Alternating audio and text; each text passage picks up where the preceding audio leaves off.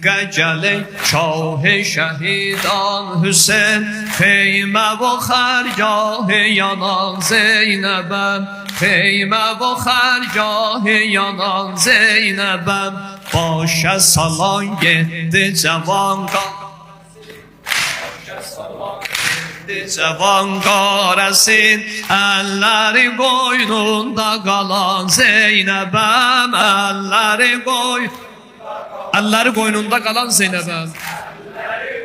qoynunda qalan Zeynəbəm əlləri qoynunda qalan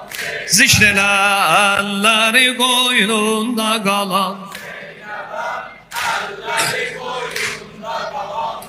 Nəbəm ey şəhələ pəşnəqan Gül bədəni doğranan Peykəri qanə bacan Munesi peykan olan Hər nə qəd ömrüm ola mən ağlaram Sübh-ü şam ey şəhi aləməqam Etdilər əvali bizi qəzni am Bin tamam zulm ilə qovmi züllam Zulm otunu vurdular, yandırdılar Əhl-i Şam saxlamayıb ehtiram Bircə qalan Zeynul-İbadi Hüseyin xanəsi viranə olan Zeynəbəm əlləri qoynunda qalan Uçan!